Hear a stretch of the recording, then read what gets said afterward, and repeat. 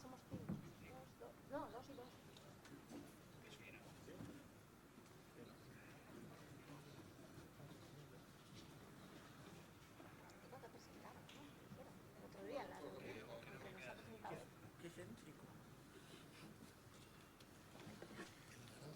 No sé quién tiene el micrófono con la... No, está bien. Vale. Bueno, muchas gracias. Hola, sí. Muchas gracias a todos los que os habéis quedado hasta el final escuchándonos. Muchas gracias a la Fundación Bamberg por la invitación. Yo soy Celina Costas de ANFACO y estoy como ha dicho antes, estoy con Ricardo Fernández, que es el director de Calidad y Desarrollo Sostenible de Carrefour, con Eduardo Cotillas, que es el director de I+D+I de la Federación Española de Industrias de Alimentación y Bebida, de la FIAB, con Víctor Yuste, que es el director general del Foro Interalimentario, con David Chica, director general de Mercamadrid. Nos falta, estoy viendo, nos falta David. Y con Vicente Domingo, que es el director del Centro Mundial de Valencia para la Alimentación Urbana y Sostenible. Bueno, os propongo para empezar esta conversación, este foro, que cada uno responda brevemente a una pregunta muy general, ya que nuestra sesión va por ahí, que es ¿qué entendemos por alimentación del futuro? ¿Y dónde creéis que están, cómo creéis que va a evolucionar dentro de una década, por ejemplo, la forma en que nos alimentamos? ¿Quién quiere comenzar? Gracias. ¿No? Sí. Bueno, la verdad es que, Celina, la pregunta es adivinar el futuro, incluso en alimentación, es bastante complicado. Lo que sí que podemos decir es un poco las tendencias, lo que vemos, que es lo que lo predice, ¿no? Un poco los comportamientos. Si, por ser breve, lo que estamos viendo, bueno, lo primero creo que la alimentación va a continuar con esas 3 bases. Alimentos seguros, aunque parece que se habla mucho aquí esta tarde, alimentos sanos y alimentos sostenibles. Sobre esa pirámide es la que creo que va a seguir evolucionando los alimentos. Y lo deseable sería que la mayoría de la población, la mayoría de los alimentos puedan evolucionar a una base con un contenido con mayor base vegetal. Y por último, si queréis, y un poco en función de donde estemos, si hablamos desde Europa, pues veremos una cosa distinta si hablamos desde otro continente con países emergentes. Pero si hablamos de Europa, creo que va a haber muy condicionado toda la nueva alimentación con toda la política europea del Green Deal. Hay una tendencia imparable que es lo veggie, vegano, vegetal, eso es imparable, no solamente por un concepto intrínseco a la salud, sino también desde el punto de vista de la parte ética y moral. Yo creo que esos son 2 pistas de muchos alimentos que van a venir y tendremos tiempo a hablar de cosas más concretas, de innovación y de nuevos alimentos.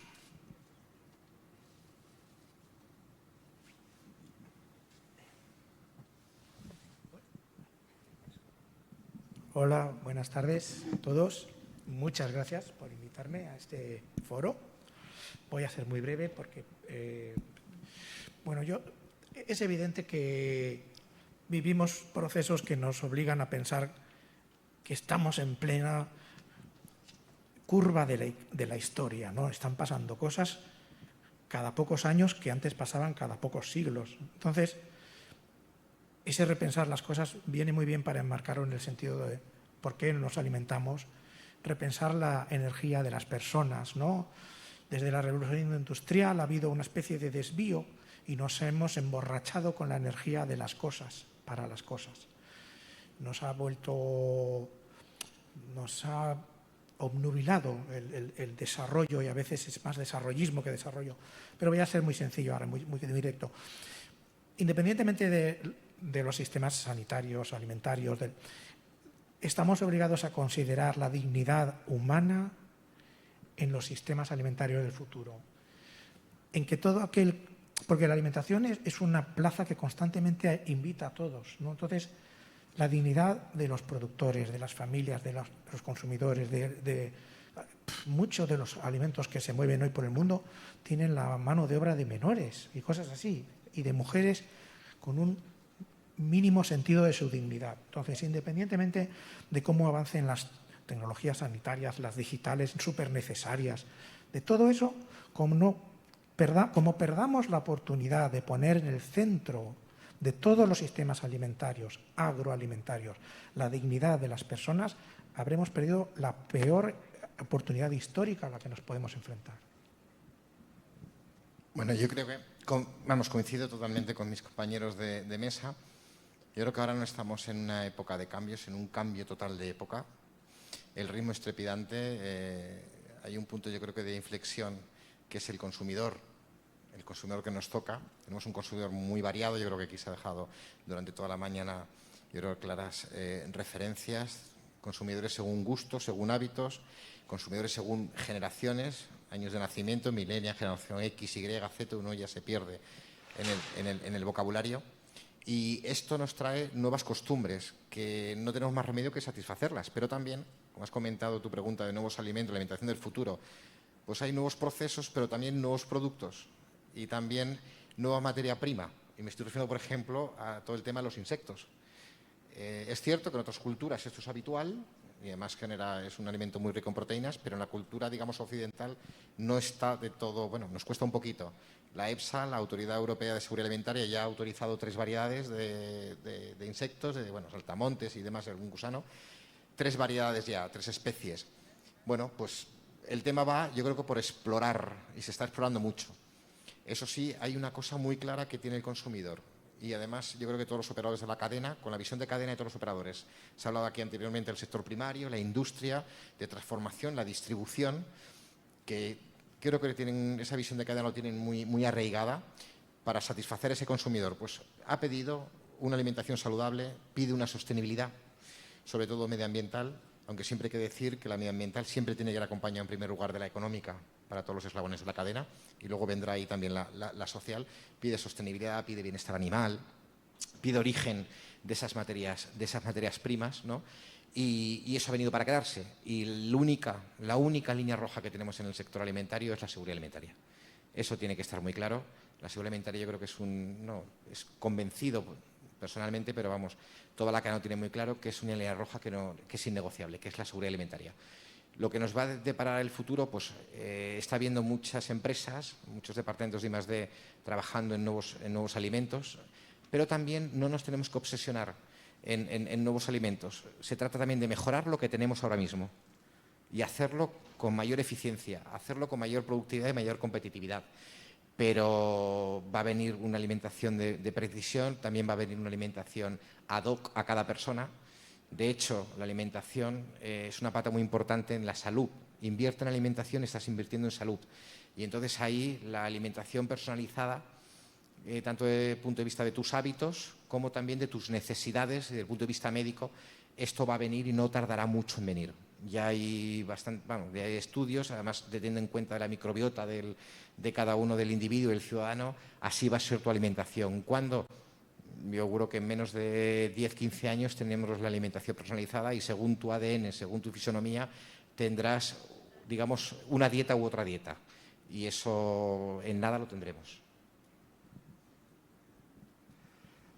Bueno, pues yo poco puedo añadir. La verdad es que mis compañeros han dado un repaso muy bueno. En primer lugar, agradecer a la Fundación Bamber la invitación que nos da hacia FIAP.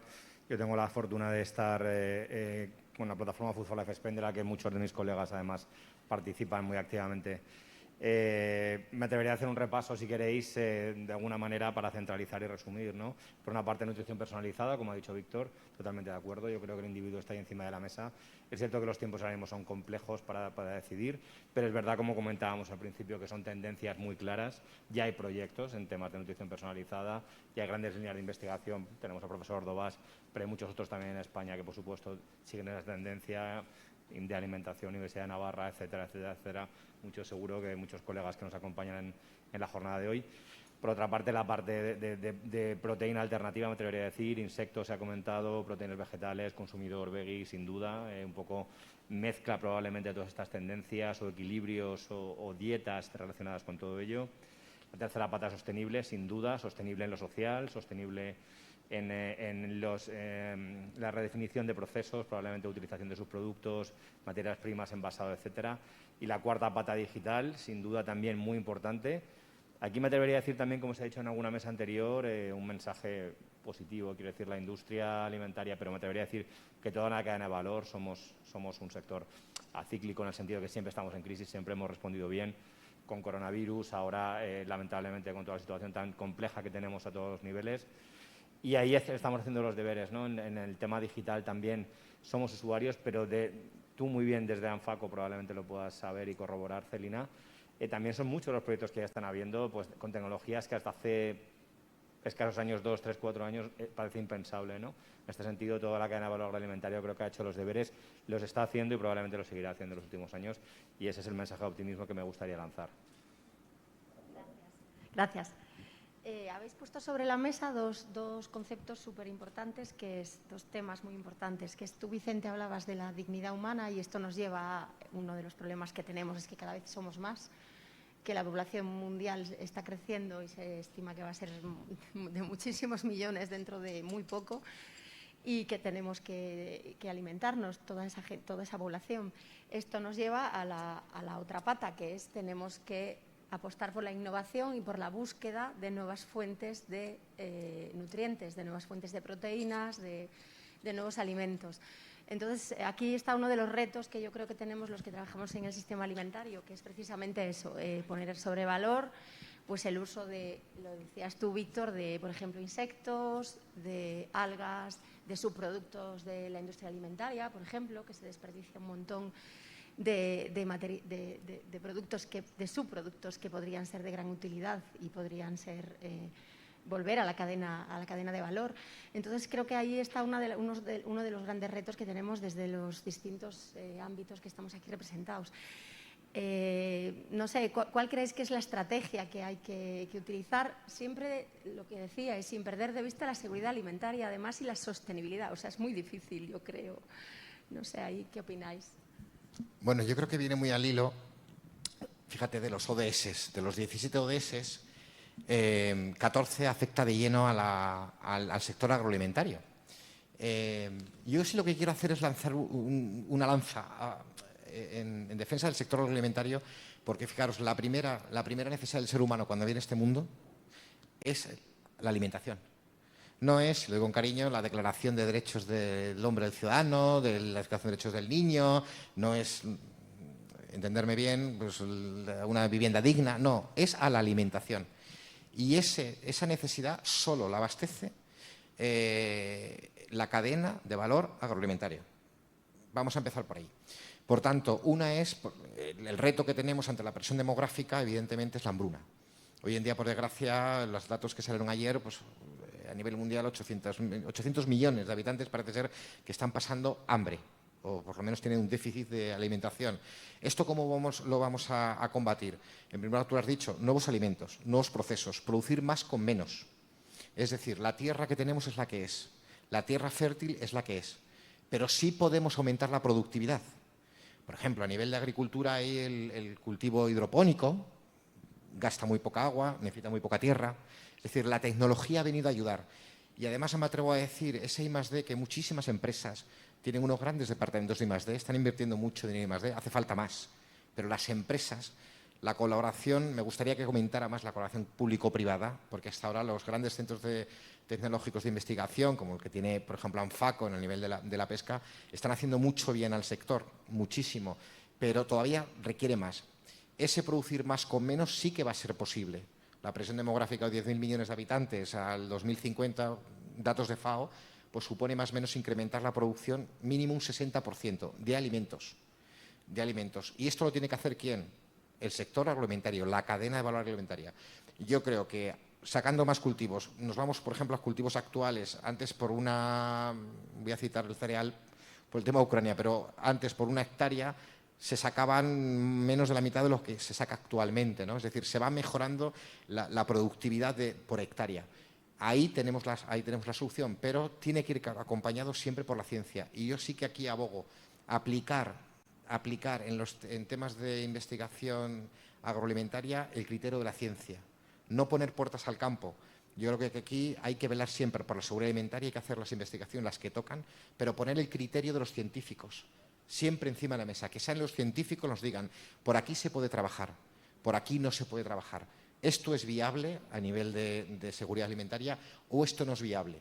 Y yo estoy absolutamente convencido que si nos dejan, claro que digo, si dejan trabajar al sector alimentario, a todos y cada uno de los eslabones de la cadena, no habrá problema de seguridad alimentaria. Otra cosa ya son, por desgracia hoy, como se ha citado, ya son las cuestiones geopolíticas o de Estado, que eso lo que hacen es ponernos ruedas en palos en nuestras ruedas, ¿no?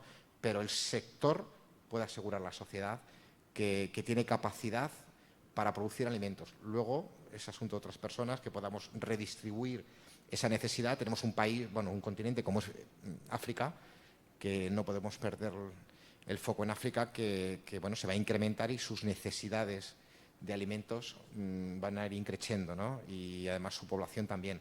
Habrá que aplicar ahí un poquito de ayuda al desarrollo para ayudar a esos países a desarrollar su agricultura y, por supuesto, su ganadería, ¿no? Si me permites, un poco estaba muy claro, pero un poco por bajar, si queréis, un poco, yo os puedo compartir un poco lo que vemos nosotros como retailer, como distribuidores, qué es lo que estamos haciendo y dónde vamos a continuar, ¿no? Nosotros hemos puesto en marcha ya desde el año 2018, hace 4 años ya, y vamos a continuar con segunda fase, algo que hemos llamado, suena así, que es la transición alimentaria.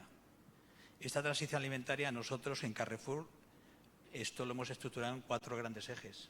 Lo hemos dicho claramente, lo hemos escrito y lo hemos publicado con las memorias económicas. Por lo tanto, es un compromiso fuerte de la compañía. El primer pilar es el compromiso total bio, que llamamos nosotros, biológico, ecológico, orgánico, como lo queráis decir. Nos hemos comprometido a que el 15% de aquí al 2030 de nuestros alimentos estén cultivados bajo la agricultura biológica o agroecología, que son técnicas que se han hablado aquí, de agricultura de precisión, con menos aguas, con menos pesticidas, con menos contaminantes. Cuando digo con menos, hablo con menos, no con ninguno, ¿vale? Otra cosa es la producción bio. Nosotros ya tenemos más de 2.200 referencias de surtido bio en una tienda y crece por encima de 2 dígitos. Nosotros hemos apostado clarísimamente por el producto bio. El segundo pilar que hemos puesto en marcha es las marcas propias garantizadas. Nuestra marca propia como retailer tiene mucho peso en el mercado. Por lo tanto, ahí nosotros que estamos haciendo un plan de reformulación, lo habíais hablado antes también, vamos a mejorar lo que tenemos también. Hemos reformulado más de 160 referencias de productos marca Carrefour este año pasado. Hemos reducido más de 900 toneladas en azúcar, grasas saturadas y sal. Pero claro, esto lo estamos haciendo, esto es fácil quitarle la salida de azúcar a un alimento, pero quitárselo y que el cliente lo acepte, que tenga sabor, que tenga textura. Ese, digamos, que es el reto importante, porque hemos hablado hoy aquí en estas sesiones mucho de reducir. Si el alimento no gusta, no lo vamos a tomar. Lo tomaremos alguna vez por conveniencia, por obligación. La tercera pata de esta estrategia de transición alimentaria que tenemos en marcha es el producto fresco local. Tenemos acuerdos con más de 900 productores en España, de menos de 50 kilómetros, con 60 cofradías de pescadores, muchas de ellas muy pequeñitas. Cuando digo compromisos escritos, para que haya la sostenibilidad en las 3 dimensiones, que puedan tener su rentabilidad, que la podamos tener nosotros y la podamos llegar a la competencia, al mercado. Y la última pata es el respeto al medio ambiente. Nosotros hemos puesto en marcha para el 2040, no vamos a tirar al vertedero nada, eso es importante. Vamos a reducir el 50% de desperdicio alimentario, lo hemos escrito y lo hemos publicado. No es tanto el que producimos el retail, de ese 14% que dice la OMS, hay una parte muy importante que está en los hogares de los consumidores, hay que trabajar muy bien esto. Vamos a reducir 20.000 toneladas de envases de aquí al 2040, eso lo hemos escrito. En España ya hemos reducido el año pasado 400 toneladas de envases. Quiere decir que esto son cosas concretas donde tenemos que trabajar de forma, nos hemos comprometido con los clientes y con la sociedad en esta transición alimentaria que hemos puesto en marcha el 18 y que vamos a continuar hasta el 22, hasta el 26. Yo, Celina, me atrevería a añadir un vector que no hemos comentado hasta ahora, que es el ecosistema de startups tan potente que se ha generado en toda la cadena de valor agroalimentaria, ¿no? Probablemente en los últimos 2, 3, 4 años hemos asistido a una explosión de estas iniciativas, yo creo que alrededor, por supuesto, de organizaciones empresariales, también a todos los niveles de la cadena de valor, por supuesto también con ayuda y colaboración público-privada, como se comentaba antes, como decía antes Víctor. Yo creo que es muy importante, deberíamos felicitarnos. Es cierto que es un modelo arriesgado, es un modelo de tecnología muy, muy potente, pero es cierto también que España se está convirtiendo en una referencia, por lo menos a nivel europeo. Creo que también deberíamos potenciar todo ello, ¿no? Insisto, que son tanto las corporaciones como incluso algunas de estas iniciativas que surgen de centros de investigación, de universidades, etcétera, las que probablemente sean una pieza más de este puzzle, además de la investigación más clásica, investigación básica aplicada o el desarrollo tecnológico empresarial o de la cadena organizativa, han venido aquí, están para quedarse por lo menos en el food tech. Yo diría que son muchas las iniciativas públicas, privadas que conocemos todos, que conocéis, y que son actores muy, muy relevantes, muy enfocados pues, a lo que estamos comentando: sostenibilidad, digitalización, nuevas tecnologías, seguridad alimentaria, herramientas avanzadas, probablemente soluciones que funcionaban en otros sectores que no tienen nada que ver con el alimentario, véase transporte aeronáutico, etcétera, o incluso el propio health más clásico, ¿no? Más farma o más salud, que sí que tiene aplicación alimentaria y que, bueno, ahí están, ¿no? Es cierto que son modelos arriesgados, sin duda, pero también es verdad que son modelos cortoplacistas en el buen sentido, de que nos pueden llegar a ofrecer soluciones interesantes para todos, ¿no? Fíjate, coincido con lo que ha comentado Ricardo, pero yo añadiría, el sector alimentario es un ejemplo, y el primero, por ejemplo, de economía circular.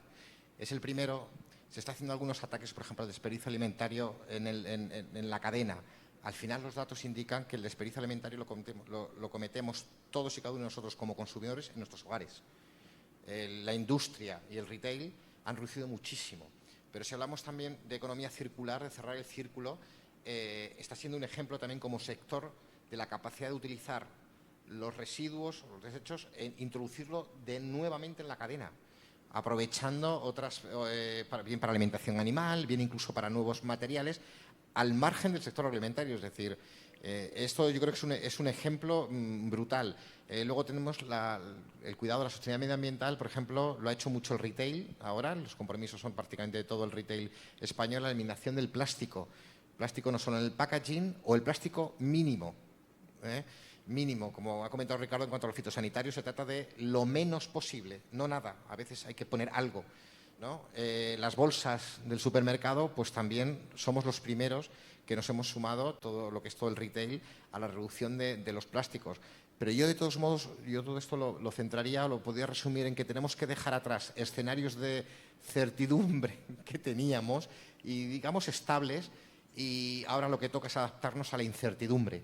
Pero, como ha dicho en su primera intervención Eduardo, a ver, este sector es muy fuerte, muy resiliente, está acostumbrado a reinventarse cada día y estoy seguro, absolutamente seguro, y es el mensaje que debemos de lanzar, que va a saber responder a las necesidades del consumidor, porque, ojo, el objetivo de toda la cadena alimentaria es satisfacer al consumidor. En lo primero, en su necesidad de alimentos. Y esto, el mensaje que hay que lanzar es que, pase lo que pase, el sector se va a dejar la piel por garantizar el abastecimiento alimentario, pero alimentos buenos, seguros, de calidad y al mejor precio posible. Voy a ser breve. En esa trayectoria estratégica que planteabas en la pregunta, hay una buena noticia y unas pequeñas malas noticias.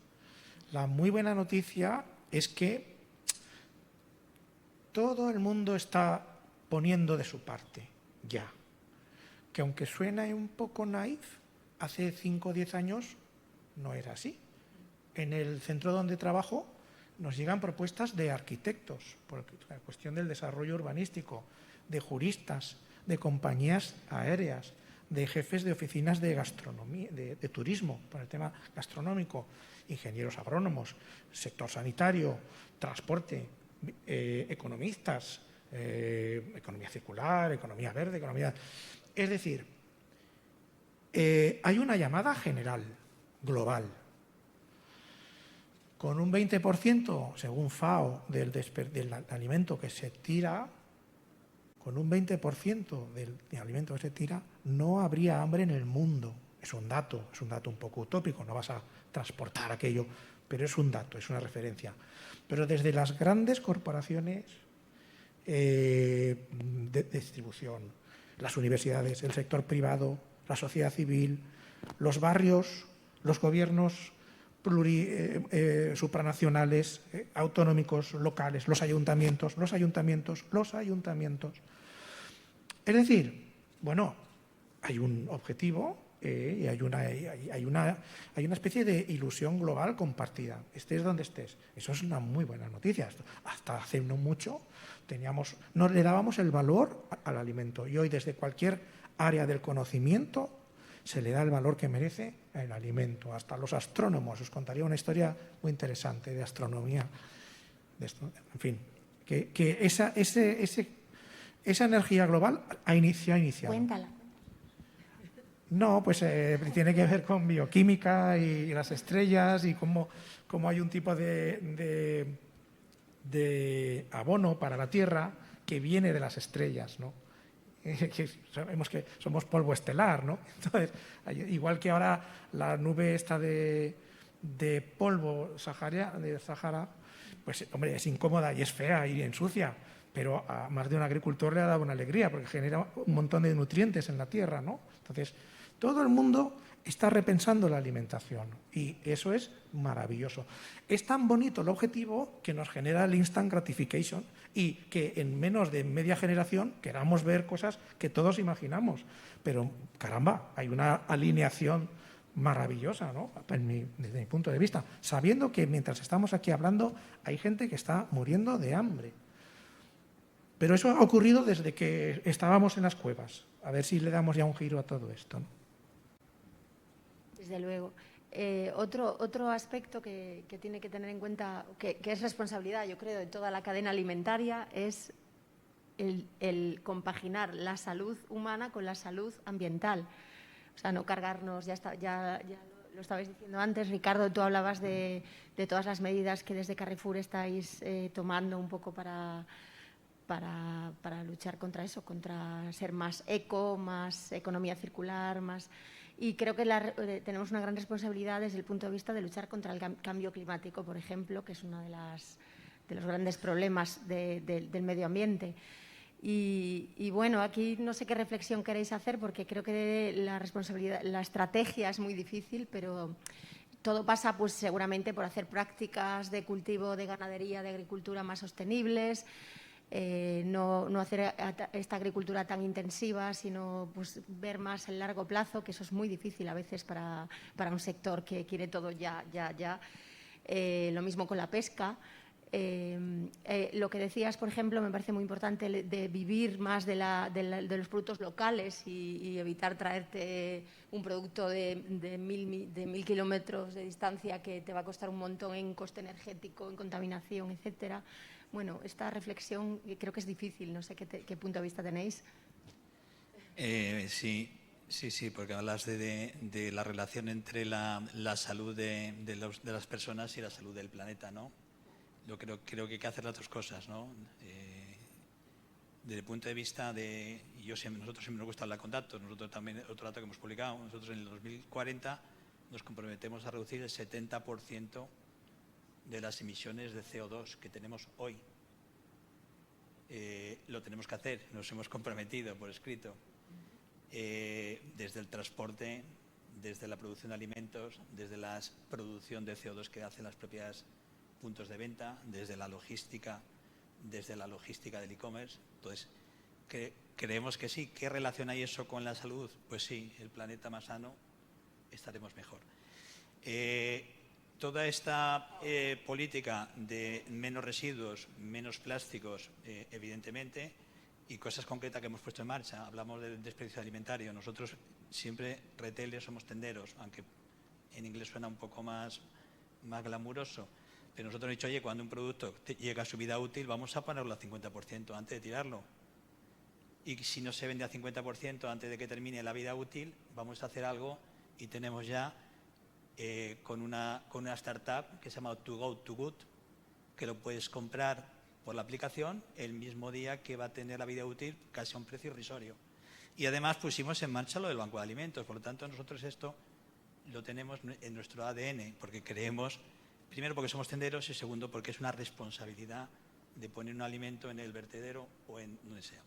Y decía antes también del planeta, ¿no? Es decir, bueno, las leyes, la regulación está ahí, hay una ley de residuos y los contaminantes que se publica, hay una ley de envases que un real decreto que va a publicar, pero más allá de esto, nosotros tenemos que buscar de cómo contaminemos menos al planeta, ¿no? Y sin duda esto está relacionado con la salud. Probablemente, yo creo que lo decía, el ciudadano español está evolucionando la forma en que estamos mirando el planeta, ¿no? Nosotros cuando consumimos hoy día un alimento, en España hemos mirado siempre más si me beneficia a mí antes que si beneficia al planeta. Pero creo que esto está cambiando. Muchas veces hablamos de producción bio. Muchos consumidores toman bio pensando que es mejor para él. Bueno, es para los dos.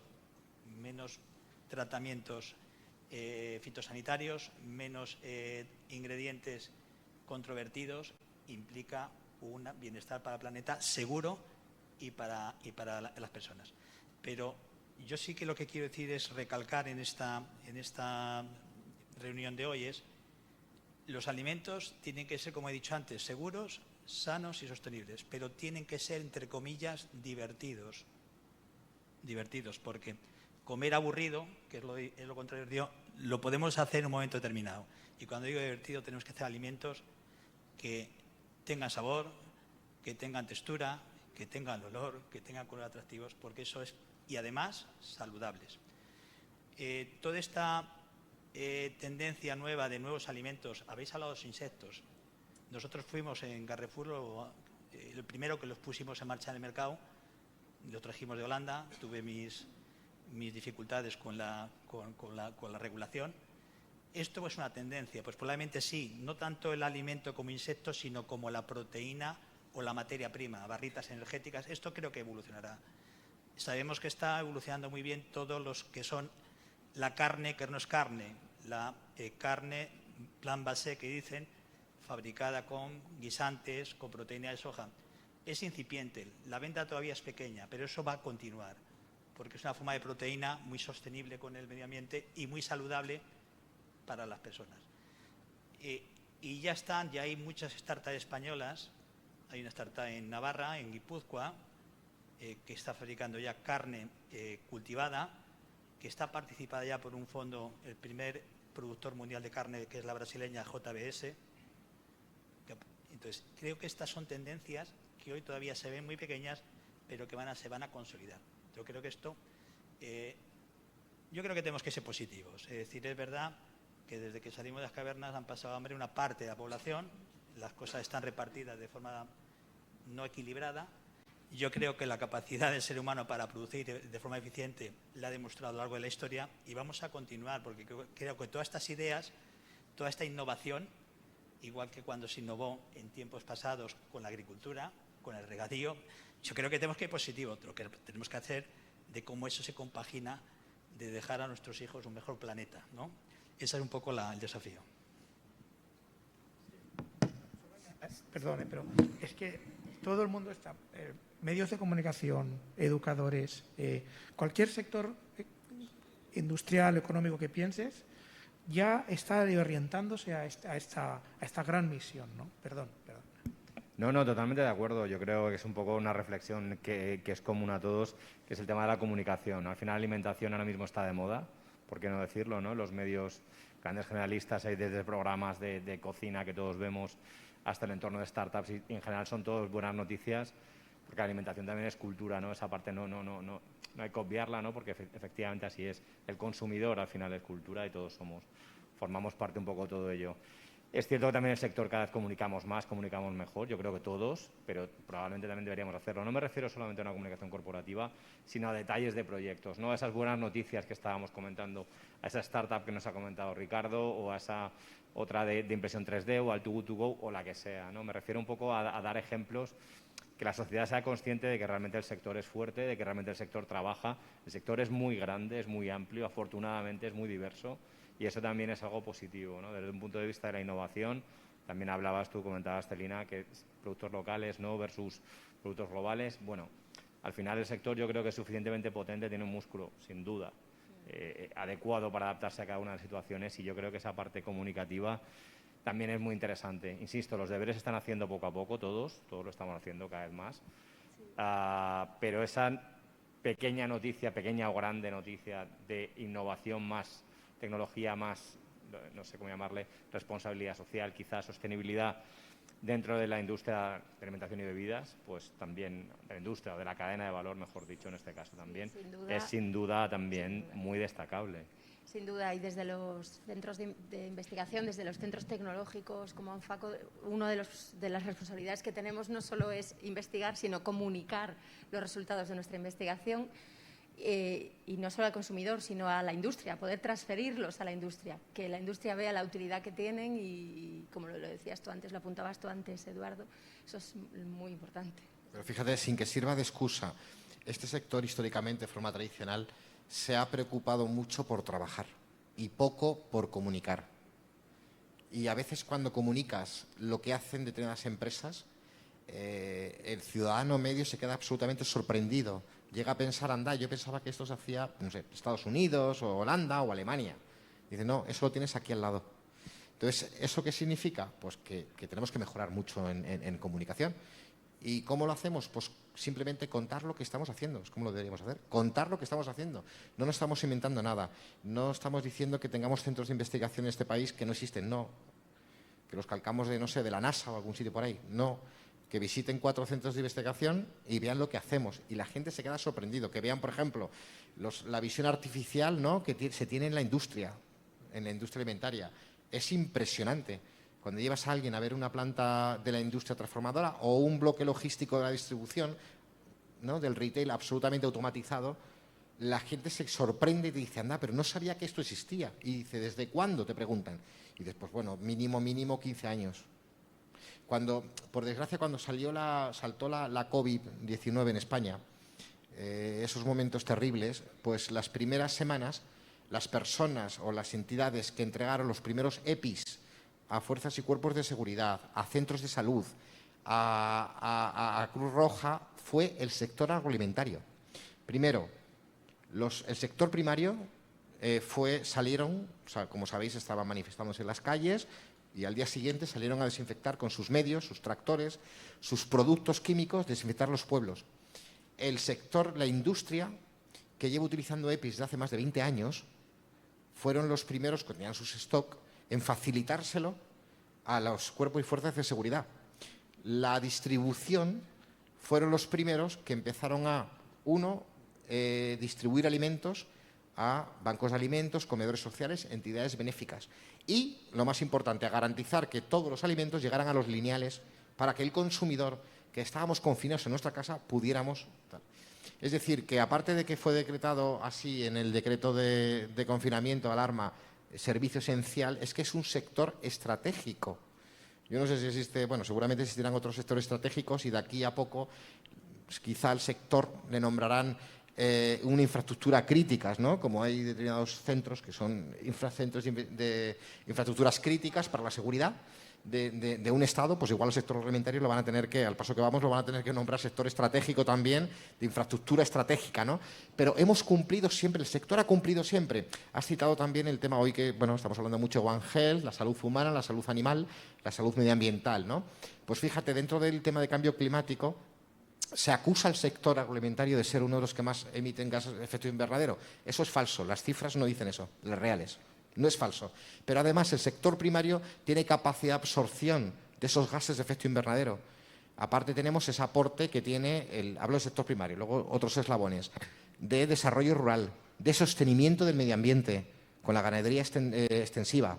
Es decir, Luego, la industria es que sin alimentos que ella produce, están haciendo grandísimos esfuerzos en utilizar energías, se ha dicho aquí esta mañana, energías renovables. Muchísimas industrias, prácticamente todas las cubiertas de muchas industrias, también de la distribución, están poniendo placas para utilizar energías renovables. Es decir, que el gran ejemplo, la gran revolución que está haciendo ese sector hace que cumpla, pero desde la primera a la última, todos los requisitos de la sostenibilidad, la económica, la social, yo insisto, y la medioambiental. ¿Queda mucho por hacer? Sí. ¿Nos vamos a conformar? No, porque como se ha dicho aquí desde el principio de la mesa redonda, es que este sector nunca está parado. Cada día se tiene que reinventar en algo, cada día tiene que ir mejorando. Y es que lo hace y eso es así. ¿Qué ocurre? Pues como decía Eduardo, que tenemos que mejorar el cómo se lo contamos al ciudadano. Y además, a pesar que hemos dado, yo creo que ejemplos de entrega y de sacrificio, pues el ciudadano, pues bueno, pues parece que se lo tenemos que contar más veces. Gracias. Ya se nos ha acabado el tiempo. Podríamos estar aquí otros 40 minutos tranquilamente. No sé si si nos dejan, alguien tiene alguna pregunta desde allí y si vosotros queréis decir 30 segundos más algo para rematar. Lamento mucho deciros que en breve se va mi tren y que lo lamento de verdad. Y os pido disculpas, pero en media hora sale mi tren. Sí, no, muy rápidamente, Celina, se añadía al discurso de todos un poco la parte positiva en estos momentos tan complicados, ¿no? El sector agroalimentario, sin duda, ha dado el callo y lo seguirá dando porque primero también porque es grande, porque no decirlo, es importante a nivel de cifras, a nivel de números. Es importante en España y me atrevería a decir que en el mundo, como bien decía Víctor, apunto esto de que se ha señalado no solo esencial, sino estratégico, ¿no? Efectivamente. Y hacemos siempre bien los deberes y trataremos de comunicarlos todavía más. Muchas gracias. Bueno, yo solo voy a decir una cosa. El mejor sector económico, productivo y responsable que tenemos en este país es el sector agroalimentario y lo está demostrando con hechos, no solo con palabras. Gracias.